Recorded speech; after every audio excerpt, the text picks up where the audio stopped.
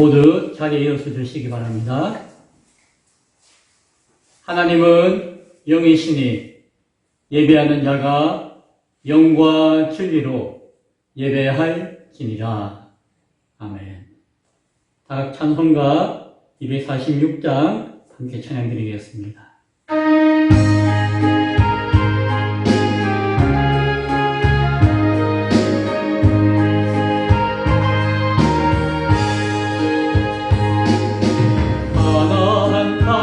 한 성에 들어가려고 내 무거운 짐 벗어버렸네.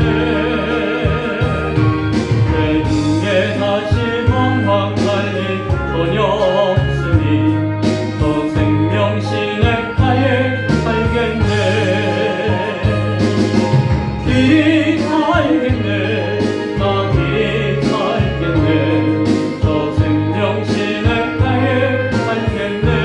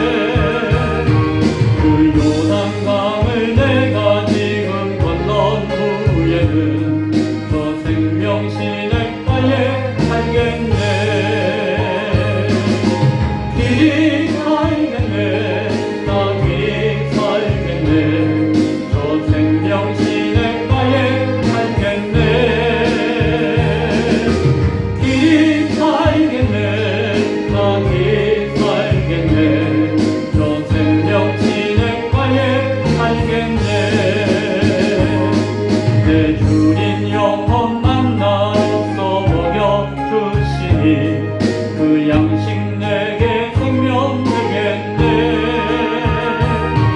이후로 생명 양식 그와 함께 먹으며 저 생명신의 가에 살겠네. 길이 살겠네. 나 길이 살겠네. 저 생명신의 가에 살겠네. 길이 살겠네. 나 길이 살겠네. 저 생명신의 가에 살겠네. 다 함께 사도신경으로 신앙 고백 드리겠습니다. 전능하사 천지를 만드신 하나님 아버지를 내가 믿사오며 그 외아들 우리 주 예수 그리스도를 믿사오니 이는 성령으로 잉태하사 동정녀 마리아에게 나시고 본디오 빌라도에게 고난을 받으사 십자가에 못 박혀 죽으시고 장사한 지 사흘 만에 죽은 자 가운데서 다시 살아나시며 하늘에 오르사 전능하신 하나님 우편에 앉아 계시다가 저리로서 산자와 죽은 자를 심판하러 오시리라. 성령을 믿사오며 거룩한 공회와 성도가 서로 교통하는 것과 죄를 사하여 주시는 것과 몸이 다시 사는 것과 영원히 사는 것을 믿사옵나이다. 아멘. 자리에 앉아주시기 바랍니다. 찬송가 251장 함께 찬양드리겠습니다.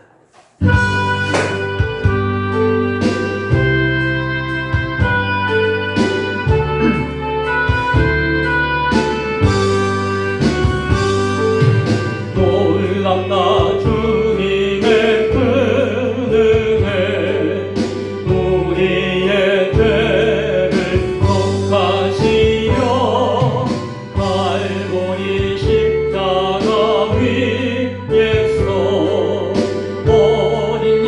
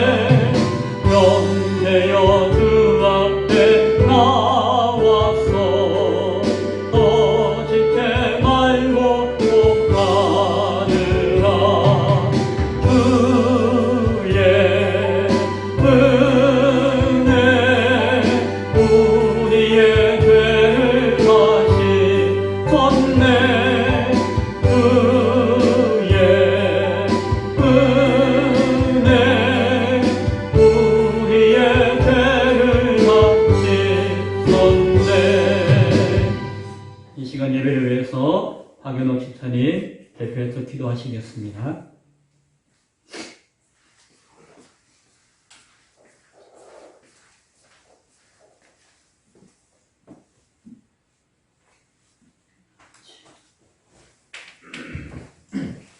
참으로 감사하고 감사하신 하나님 아버지,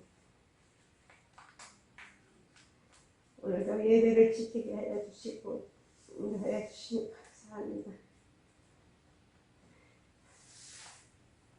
험을 많고 재앙 많은 우리를 사면하고 주신 주님, 우리의 부족하고 연약함을 용서해 주시고 언제나 신실하신 주님 앞에 겸손히 나갈 수 있도록 주님 인도하여 주시옵소서.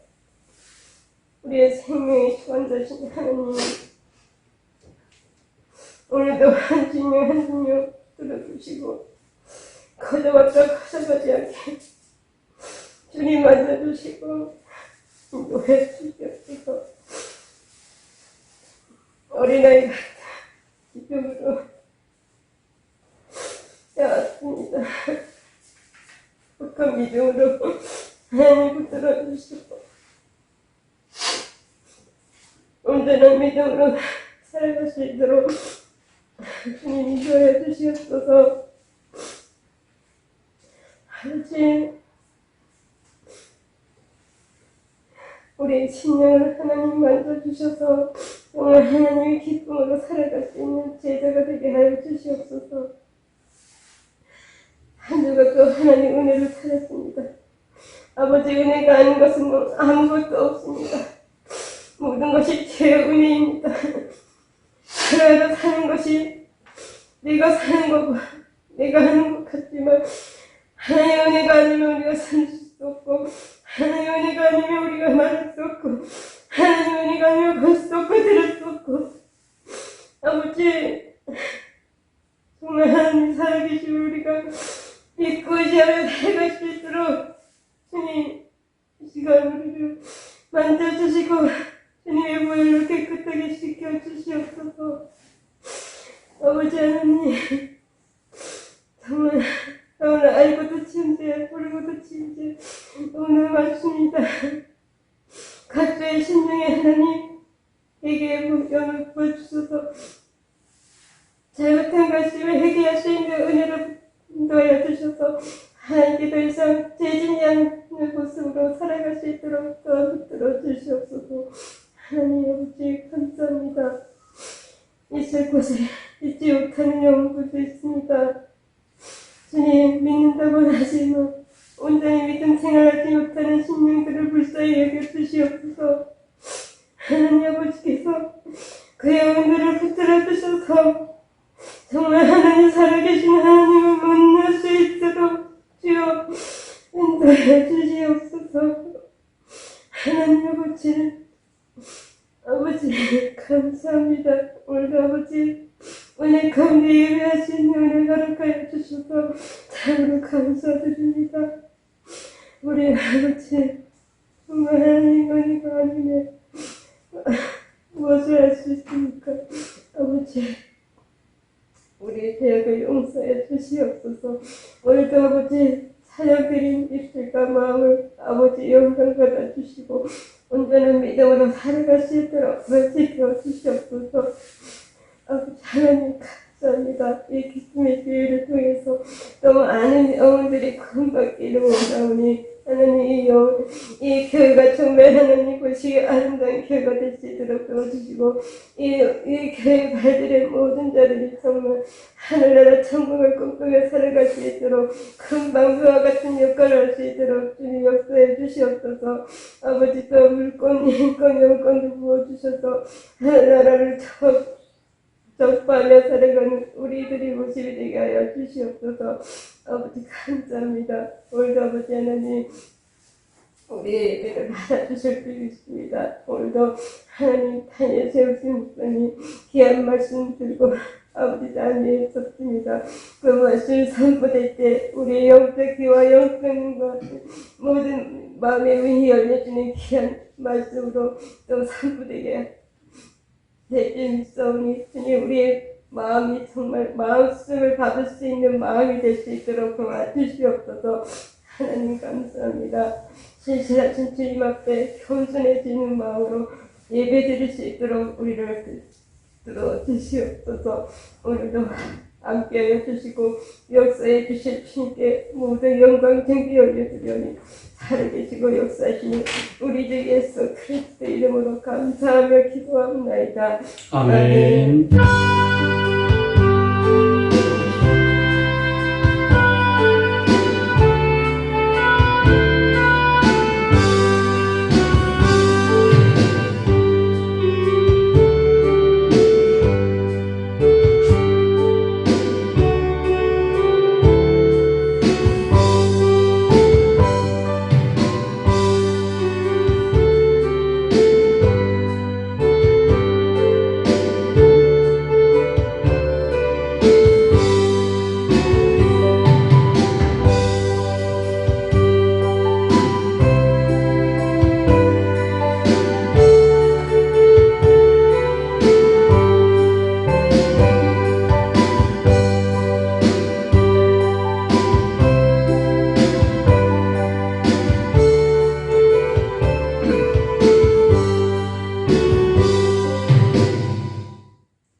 하나님 말씀 히브리서 1장 1절부터 3절까지의 말씀입니다. 제 성경은 신약성경 353쪽입니다. 히브리서 1장 1절부터 3절 말씀, 히브리서 1장 1절부터 3절 말씀, 제가 말씀을 봉독해 드리겠습니다. 옛적에 선지자들을 통하여 여러 부분과 여러 모양으로 우리 조상들에게 말씀하신 하나님이 이 모든 날 마지막에는 아들을 통하여 우리에게 말씀하셨으니 이 아들을 만유의 상속자로 세우시고 또 그로 말미암아 모든 세계를 지으셨느니라. 이는 하나님의 영광의 광채시요 그 본체의 형상이시라. 그의 능력의 말씀으로 만물을 붙드시며 죄를 정결하게 하시는 일을 하시고 높은 곳에 계신 지극히 크신 이의 우편에 앉으셨느니라. 아멘. 히브리서 1장 1절에서 3절 말씀을 중심으로 바울의 계시록 히브리서라고 하는 제목으로 함께 말씀의 은혜를 나누겠습니다. 오늘 히브리서 1장 1절부터 3절 말씀을 읽었지만 여러분 나중에 각자 고린도 후서 12장 1절부터 7절 말씀을 읽으시고 시편 110편에 있는 말씀도 함께 읽고 오늘 말씀을 나눌 수 있기를 바랍니다. 히브리서가 이제 오늘부터 이제 시작되어집니다. 히브리서는 성경 가운데 가장 어려운 성경이다라고 알려져 있어요. 읽어보면 어려운 내용도 아니고 다 이해될 것 같기도 한데 어렵다라고 이야기해요. 요한계시록보다도 더 깊고 어렵다라는 이야기를 합니다. 또한 가장 중요한 성경이다라고 이야기를 해요. 그러나 또한 가장 설교되지 않는 성경 중에 하나이기도 합니다. 그만큼 쉽지 않다는 것이겠죠. 저는 오늘 이제 도전하는 마음으로 말씀을 읽고 묵상하고자 하는 스스로의 성장을 위해서 이 히브리서의 말씀을 시작하고자 합니다. 히브리서 말씀을 나누기 전에 먼저 고린도 후서 12장 말씀을 제가 한번 읽어드릴게요. 12장 1절부터 7절에 있는 말씀인데 사도 바울의 자기 고백이 담겨져 있는 말씀인데 한번 읽어드릴 테니까 잘 들어보세요. 성경에 있으신 분들은 고린도 후서 12장입니다. 무익하나마 내가 부득불 자랑하노니 주의 환상과 계시를 말하리라. 내가 그리스도 안에 있는 한 사람을 아노니 그는 14년 전에 셋째 하늘에 이끌려 간 자라. 그가 몸 안에 있었는지 몸 밖에 있었는지 나는 모르거니와 하나님은 아시느니라. 사실 여기서 바울 자신의 경험을 이야기하는 것이에요. 내가 이런 사람을 아노니 그가 몸 안에 있었는지 몸 밖에 있었는지 나는 모르거니와 하나님은 아시느니라. 자신이 경험했지만 자신도 그때 상황을 생각하면은 도저히 이해가 안 되는 모습이었다라는 이야기예요. 그가 낙원으로 이끌려가서 말로 표현할 수 없는 말을 들었으니 사람이 가히 이르지 못할 말이로다. 내가 이런 사람을 위하여 자랑하겠으나 나를 위하여는 약한 것들 외에 자랑하지 아니하리라. 내가 만약 자랑하고자 하여도 어리석은 자가 되지 아니할 것은 내가 참말을 함이라. 그러나 누가 나를 보는 바와 내게 듣는 바에 지나치게 생각할까 두려워하여 그만두노라. 여러 계시를 받은 것이 지극히 크므로 너무 자만하지 않게 하시려고 내 육체에 가시 곧 사단의 사전을 주셨으니 이는 나를 쳐서 너무 자만하지 않게 하려 하심이라. 갑자기 왜 사도 바울의 그 환상과 계시의 특별한 경험을 읽었는지를 나중에 설명해 드릴게요. 바울의 묵시록이라고 하는 위경이 있습니다. 경전, 정식 성경은 아니고 흘러오는, 그래서 외경은 천주교에서 성경을 인정하고 있고 개신교에서도 어느 정도 존중하고 있는 외경이 있고, 또한 이건 아닌데 해가지고 좀 더 배척하는 위경이 있어요. 교회 역사 가운데 성경에 근접하지 못하지만 그러나 끊이지 않고 교회 언저리에 계속해서 흘러 영향을 주고받고 있는 경전 중에 하나가 위경이라고 하는 것이 있고, 그 중에 하나가 바울 묵시록이라고 하는 위경이 있어요. 저도 가지고 있는 성경 중에 하나 있는데 어젯밤에도 그걸 한번 좀 읽어보았습니다. 4세기 중반쯤에 지어진 것으로 알려져 있는데 정경으로 인정받지 못하는 문헌이에요. 고린도 후서 오늘 12장 읽었죠? 바울이 셋째 하늘에 가서 환상과 계시를 보고 들었는데 이게 너무너무 어마어마해가지고 말로 표현할 수 없는 것이고, 그리고 이것이 막 이야기하고 싶고 자랑하고 싶은데 이것은 자랑이 될까봐 차마 내가 입을 열지 못한다. 그래서 내가 이야기하는 것을 오늘 고린도 교회를 향한 편지에서는 그친다라고 표현하고 있어요. 이 바울의 경험에 근거하여서 누군가가 기록한 것이 이 바울의 묵시록이라고 하는 경전으로 알려져 있는 것이에요. 바울이 직접 기록한 것은 아니에요.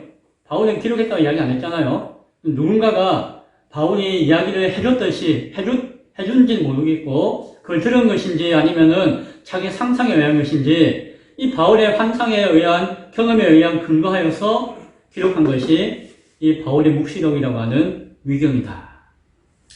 바울이 보고 들었던 것이든 아니면 어떤 악이든 고의, 선이든 간에 고의로 창작한 것인지는 확인하기 어려워요. 확인할 수는 없어요.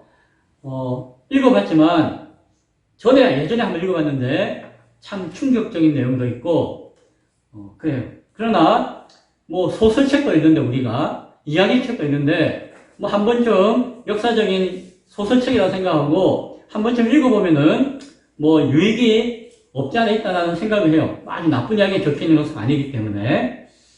분명한 것은 무엇입니까? 바울은 요한계시록에 기록되어져 있는 그 수많은 내용들에 못지않은 특별한 환상과 계시를 보고 들었다는 것이에요. 그거는 바울이 스스로 부인하지 않아요. 내가 이야기하려고 한다면은 그것은 참말이다. 지어낸 이야기가 아니다라고 고린도 후서에서도 계속해서 말하고 있는 것이에요. 기회가 된다면은 내가 한번 쭉 이야기하면은 내가 다 이야기하면은 당신을 엄청나게 놀랄 거고 내가 막 자랑하고 싶은 마음도 있는데 내가 이렇게 참고 있다 라는 이야기를 하고 있죠. 바울이 직접적으로 상세하게 이야기하지 않는 이유가 두 가지가 있다고 했어요. 하나는 뭡니까? 그 내용을 교회의 성도들이 들으면은 너무 충격적이라서 그것을 너무 지나치게 막 임의로 자의적으로 막 해석하고 막 해가지고 혼란스럽게 할까봐. 그래서 내가 염려되었기 때문에 안 한다라고 이야기했고요. 또 하나는 뭡니까? 그 받은 계시가 너무너무 크기 때문에 자신이 그것을 말하면서 스스로 자만해지고 교만해질까봐 자기 자신이 조심스럽다라고 이야기했어요. 바울이 워낙 똑똑한 사람이니까 그런 삶을 살았잖아요, 옛날에. 그러니까 옛날과 같이 그냥 차고함에 목이 고다질까봐 스스로 조심스럽다. 그리고 하나님이 특별히 자신이 교만해지지 않기 위해서 사단의 사자라고 할 만한 가시를 육체 가운데 주셨다. 내가 그걸 왜 주셨냐고 물어보니까 네가 교만하지 말라고 주신 것이기 때문에 그래서 내가 이 어마어마한 계시를 직접적으로 이야기하지 않습니다. 라고 이야기합니다. 그러면 이 바울의 보고 들었던 이 환상과 계시의 말씀은 그대로 그냥 묻혀져야 되는 겁니까?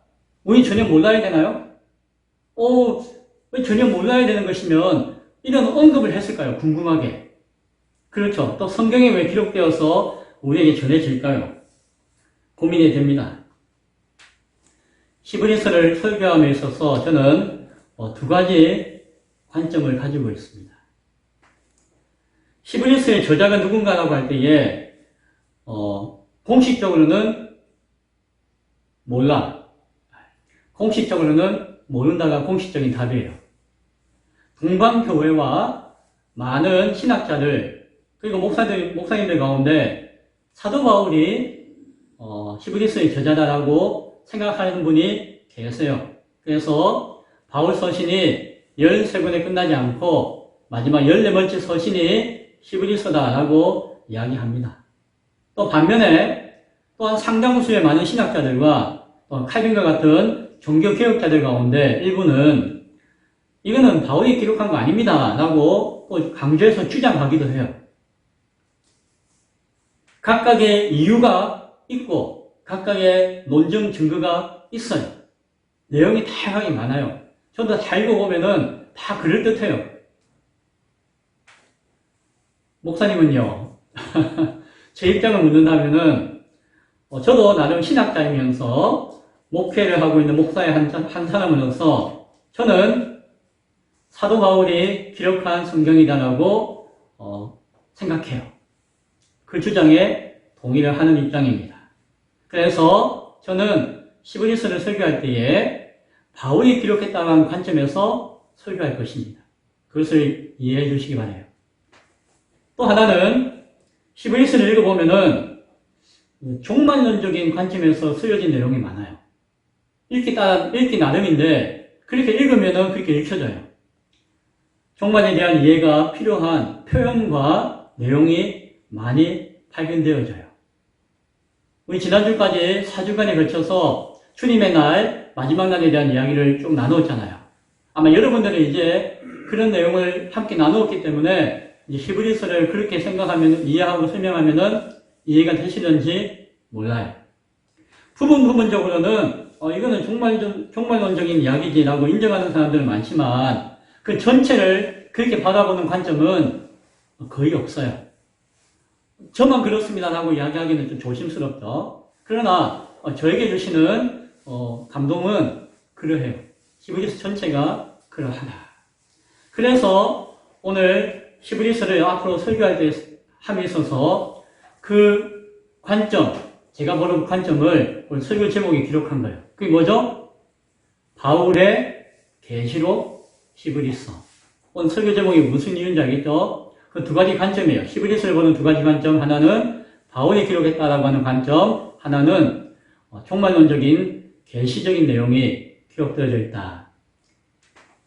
요한계시록을 지난주에 잠깐 설명했는데 그 교회 성도들이 받고 있는 박해의 현장 가운데서 그들을 위로하고 격려하는 내용이 주고 그 가운데서 다시 오실 예수님에 대한 소망과 기대를 가지고 그 예수님을 우리 어떻게 기다려야 할 것인가, 준비해야 할 것인가를 기록하고 있다라고 말씀드렸죠. 그런 관점에서 요한계시록을 읽어야 해요. 바울 계시록으로서 히브리서를 본다면은 비슷하게 그 대상은 히브리파 유대인에 속해 있던 그리스도인들을 대상으로 해요. 그거는 뭐 이의가 없어요. 누구나 다 그렇게 생각해요. 성경을 읽어보면은. 즉, 교회 안의 성도인데 그 배경이 히브리파, 예전에 헬라파 유대인이 있고 히브리파 유대인이 있다고 제가 한 말씀드렸는데 어쨌든 히브리파 그 유대 지역에 살고 있던 역사적으로 살고 있던 정토 유대교에 속해 있던 유대인들 그들이 예수를 믿고 교회로 들어왔다는 것이죠. 그래서 그들을 중심으로 그들을 향하여서 주는 말씀이다라고 하는 것이 명확해요. 그 내용을 살펴보면은 그들을 향해서 주님 다시 오시는 날까지 결코 자만하지 마십시오. 교만하지 마십시오. 당신이 가지고 있던 옛날의 신앙과 옛날의 유대교로 돌아가지 마십시오라고 이야기하면서 새로운 언약으로 주신 예수 그리스도의 믿음을 끝까지 온전히 붙들고 지켜야 한다는 내용을 담고 있고 만약에 그렇지 않다면은 마지막 심판대 앞에서 어려움을 당할 수가 있다라고 하는 내용이 히브리서에 담겨져 있어요. 바울이 자신에게 하나님이 허락하여 보여주신 그 환상과 계시를 늘 마음에 두었을까요? 잊어버렸을까요? 그렇죠. 말하지 않습니다라고 고린도 후서에 기록했지만 그 마음에 늘 염두에 두고 있고 떠나지 않았을 것이에요. 그러나 자신이 드러나거나 자랑되지 않도록 조심스러워했다고 했죠. 히브리서를 통해서 아마 바울은 그러한 것들을 염두에 두고 있던 것들을 기록하였을 것이다라고 여겨져요. 그리고 자신이 기록했다고 하는 흔적을 안 남겨요. 물론 어투나 문체를 통해서 알 수 있지만 다른 성경에서 내가 기록했다, 바울이 기록했다 이런 게 나오는데 히브리서에는 전혀 안 나오는 거예요. 언급이 안 되는 것이에요. 그 이유가 뭘까라고 생각할 때 저는 자신이 드러나지 않기를 철저하게 조심하고 있는 바울의 마음과 생각을 바라볼 수 있다라고 여겨집니다. 히브리서에 대한 공부가 저도 필요해요. 아마 설교하면서 계속해서 공부해야 될 것입니다. 그리고 매주 설교를 준비하다 보면은 상당히 부담스러울 것이에요. 아무도 하지 않는 설교를 또 해야 될지 모르니까. 그러나 성령께서 저에게 그런 마음을 주셨고 또 이제 시작하였으니까 또 도와주실 줄로 믿어요. 여러분들도 제가 잘 준비할 수 있도록 기도해 주시기 바랍니다. 저도 사실은 은근히 신나고 기대가 돼요. 어떤 말씀을 주실 것인가. 우리가 수년간에 걸쳐서 누가복음과 사도행전을 설교했었잖아요. 말씀 나누었죠. 작년에 사도행전 끝나고 나면은 로마서의 말씀을 나눠야겠다는 욕심이 있었는데 그때 마음을 접고 히브리서의 말씀을 나누고 싶었어요. 그때. 그래서 히브리서 말씀을 읽고 준비하다가 또 마음이 변해가지고 사도행전의 마지막 부분에 로마의 감옥에 갇혀있던 바울의 마음을 이해하기 위해서 사도 바울이 기록한 옥중서신의 성경을 읽었죠. 나누었죠. 거의 한 6개월 가까이 옥중서신의 말씀을 읽었어요. 그래서 우리는 바울의 마음을 좀 이해하게 되었어요. 그리고 올 초에 와서 1월달과 2월달에 교회에 대해서 2달 동안 말씀을 나누었고 3월달에는 예수 그리스도에 대해서 다시 한번 말씀을 나누었고 4월달에는 부활을 그리고 5월에 와서는 재림과 종말의 날에 대해서 설교하게 되었어요. 제가 처음부터 그렇게 하려고 계획한 게 아니에요. 과정 가운데 그런 마음과 감동을 주시고 그런 말씀을 준비하게 된 것이에요. 이제 그렇게 하고 나니까 다시 히브리서의 말씀을 바라볼 때에 작년에 제가 생각했던 것과 전혀 다른 눈이 저에게 열려지게 되었어요. 그것이 오늘 바울이 기록한 계시록의 의미로서의 말씀이다라는 감동이 저에게 있는 것입니다. 그래서 지난 한 1년간의 시간들이 어쩌면은 오늘 이 히브리서를 설교하기 위한 준비의 과정으로 주신 것이 아닌가 하는 마음이 있습니다. 그러한 마음이 감동인 줄 알고 꼭 붙을 수 있기를 소원합니다. 오늘 먼저 히브리서 1장의 말씀의 앞부분을 살펴보기를 원합니다. 옛적에 선지자들을 통하여 여러 부분과 여러 모양으로 우리 조상들에게 말씀하신 하나님이 옛날에 선지자를 통해서 말씀하신 하나님이 이 모든 날의 마지막에 아들을 통하여서 우리에게 말씀하셨으니라고 이야기해요. 히브리서 처음에 뭐예요? 옛날에 선지자들이 말씀하신 선지자들 통하여서 말씀하신 하나님이 언제? 이 모든 날의 마지막에, 이 안에는 짧게는 예수님의 탄생부터 해서 역사의 마지막까지 다 포함되어진다고 했죠. 마지막 종말이라고 하는 것이. 어쨌든 오늘 히브리서의 처음에는 이 모든 날의 마지막을 이야기해요.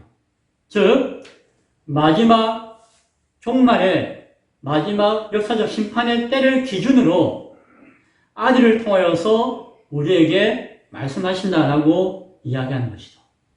그렇게 보이시나요? 저는 그렇게 보여요. 그러니까 오늘 이 히브리서의 그 말씀의 시점이 예전에는 옛날에 있는 선지자들의 시점에서 하나님 말씀하셨다면은 이 히브리서는 이 모든 날의 마지막 날을 시점으로 해서 예수 그리스도 아들을 중심으로 우리에게 말씀하신다라고 하는 것이. 그래서 이 아들을 만유의 상속자로 세우시고 또 그로 말미암아 모든 세계를 지으셨느니라라고 이야기할 때에 이것도 어떻게 보여요? 예수 그리스도가 창조에 동참하셨고 창조자의 한 분이시다라고 우리는 알고는 있어요. 그러나 그 창조로부터 시간을 바라보는 것이 아니라 어떻게 해요? 온 만유의 상속자로서 뭐예요? 온 세상의 주인으로서 바꾸어 이야기하면은 온 세상을 판단하고 심판하고 재판할 수 있는 주권을 가진 분의 그 능력으로서 하나님이 창조하신 모든 세계를 바라본다는 것입니다. 시간을 거꾸로 생각하는 것입니다. 우리는 창조로부터 마지막 역사적인 마지막 순간을 바라보는데 오늘 히브리서 기자는 바울은 그 마지막 순간의 역사적 시점 안에서 창조의 순간까지를 바라본다라고 이야기하는 것이다. 그것이 오늘 히브리서의 시각이라고 하는 것을 앞에 있는 내용을 통해서 우리가 확인하게 되어져요. 그리고 그 아들을 통하여서 그 예수 그리스도에 대해서 다시 한 번 더 설명하는데 이 예수 그리스도는 어떤 예수 그리스도예요? 우리가 알고 있는 예수 그리스도인데 그 시점이 어느 시점이다? 이 모든 날 마지막 순간에서 바라보는 시점에서 예수님을 우리가 생각하기 원해요. 하나님의 영광의 광채시요 그 본체의 형상이시다. 그의 능력의 말씀으로 만물을 붙드시며 죄를 정결하게 하시는 일을 하시고 높은 곳에 계신 지극히 크신 이의 우편에 앉으셨느니라 라고 이야기해요. 오늘 여기까지 읽었어요. 자, 그런데 높은 곳에 계신 지극히 크신 우편에 앉으셨느니라. 흔히 하나님 보좌 우편에 앉으셨다라는 표현이 여기 나오죠.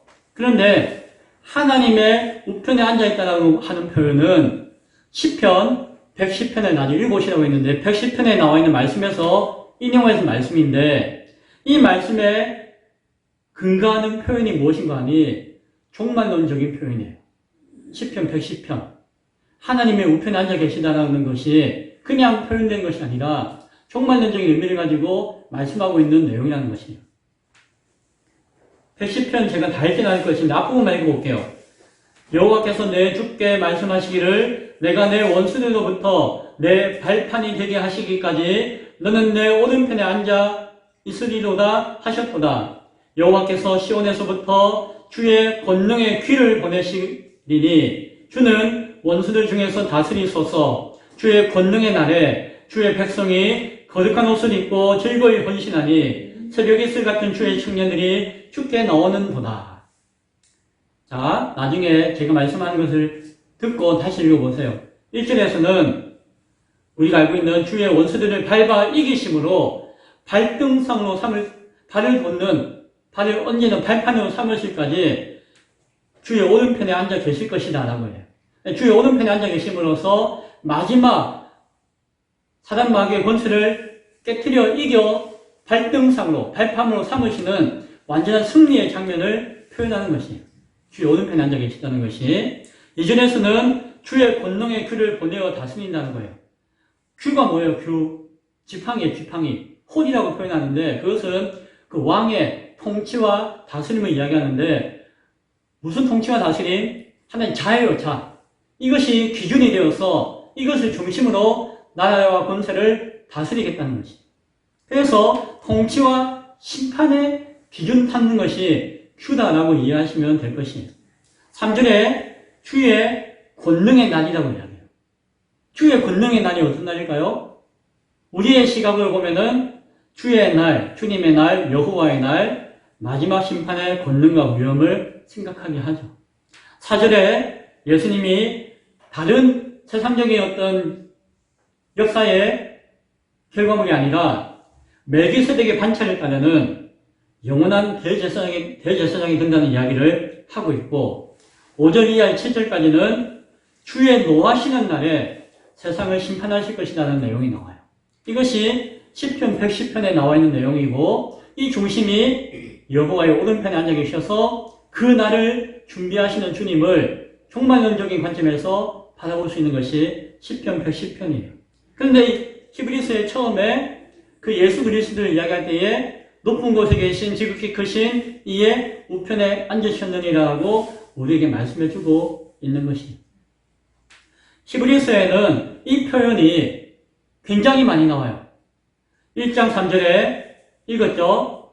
나중에 읽어보세요. 1장 13절에 내가 내 원수로 내 발등상에 되게 하기까지 너는 내 우편에 앉아있으리라. 8장 1절에 그는 하늘에서 지극히 크신 이의 보좌 우편에 앉으셨으니 10장 12절에 오직 그리스도는 죄를 위하여 영원한 제사를 드리시고 하나님 우편에 앉으사 12장 2절에 믿음의 주여 또 온전케 하시는 이는 예수를 바라보자 그는 그 앞에 있는 기쁨을 위하여 십자가를 참으사 부끄러움을 개의치 아니하시더니 하나님 보좌 우편에 앉으셨느니라.